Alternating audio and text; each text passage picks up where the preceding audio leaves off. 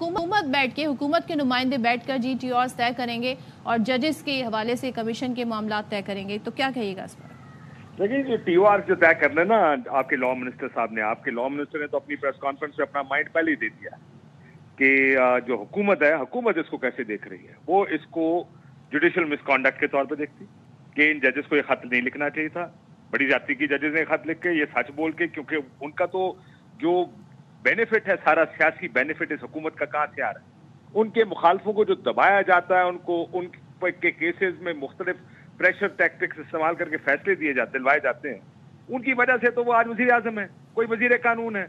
उन्हीं को आपने कह दिया GTOR आप डिसाइड करें, और उन्होंने तो पहले ही अब ये फैसला कर लिया, जो आपके तारड़ साहब हैं वजीर कानून, कि ये जुडिशियल मिसकॉन्डक्ट होना क्या चाहिए। देखें जी, क्या ये मामला सीरियस है और कितना सीरियस है, इसका फैसला तो जब मैंने कल एलामिया देखा फुल कोर्ट का, या जो सुप्रीम कोर्ट की जानिब से आया कि जजेस से अलग-अलग मुलाकातें की, जज बैठे, 2 दिन बैठे, तो इससे एक चीज तो तय हो गई कि जजेस इसको बड़ा एक संगीन और सीरियस मसला समझ रहे हैं। दूसरा सवाल ये अब इस पे करना क्या है, जिसका नतीजा भी निकले। ये मामला को कई अंग्रेजी में कहता है यू डोंट शव इट अंडर द कारपेट।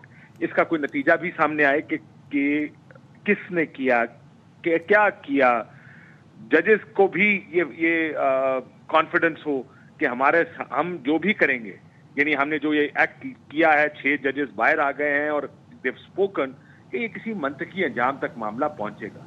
तो मुझे तो लगता है बेस्ट सोल्यूशन तो यही था कि एक ओपन कोर्ट में हियरिंग होती, सुप्रीम कोर्ट इसकी हियरिंग करता। अब जजेस अगर तमाम सुप्रीम कोर्ट के भी एग्री कर रहे हैं, ये ना हो कि ये मामला दफन कर दिया जाए। सबसे बड़ा खदशा लोगों का ये है, मुझ समेत, कि ये मामला दफन नहीं होना चाहिए। सो इसलिए बेहतर होता कि ये ओपन कोर्ट हियरिंग होती और सुप्रीम कोर्ट खुद इसकी 184 के तहत हियरिंग करती। Judicial commission it may push it under the Kashif साहब, आपने कहा कि आपको लगता है कि ये मामला दफन हो सकता है, लेकिन जो पूरे मुल्क में बार्स हैं वो तो इसकी मुखालफत भी कर रहे हैं, और कई ऐसे बयान भी आए हैं कि जी हम रमज़ान के बाद, ईद के बाद जो है कोई लॉयर्स मूवमेंट की तरफ भी जा सकते हैं। तो डू यू स्टिल थिंक ये मामला दफन हो सकता है? Do you see any sort of agitation, तो नहीं, लेकिन कोई एहतजाज और इस तरह की चीज़ें रमज़ान के बाद?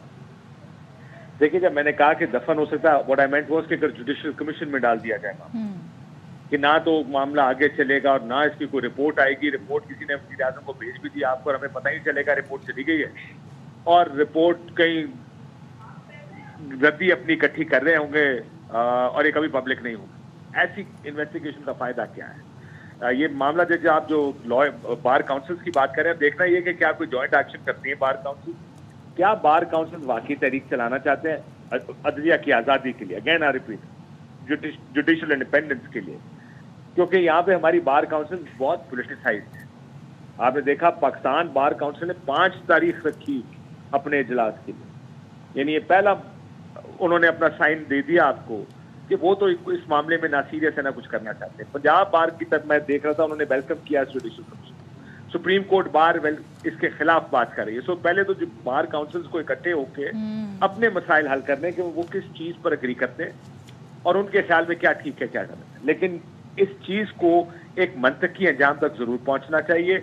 हुकूमत पूरी कोशिश करेगी ये चीज दबे, क्योंकि उनका अगला 5 साल का सर्वाइवल इसी चीज में है कि उनका मुखालिफ अंदर हो और जो भी कोर्सिव मेजर्स हैं उनको इस्तेमाल किया जाए कि ये हुकूमत में रहें और बाकी मुखालिफ हुकूमत से बाहर रहें। सो हुकूमत तो इस पे बड़ी क्लियर होगी कि इस चीज को दबा दिया जाए। इस वजह से ये supreme court, I am surprise कि सुप्रीम कोर्ट ने जुडिशियल कमीशन की जाने का जो फैसला किया है, आई एम सरप्राइज कि वो एक 184(3) की पिटीशन एक सुमोटो नहीं लिया उन्होंने। बट लेट्स सी के मामला किधर जाते हैं। ये मामला ज्यादा बार और बेंच का है, बार किधर जाती है, मैं I want to keep an eye on that also. बिल्कुल, thank you so much Kashif Abbasi साहब हमारे साथ थे। इससे पहले हमारे साथ शहबाज साहब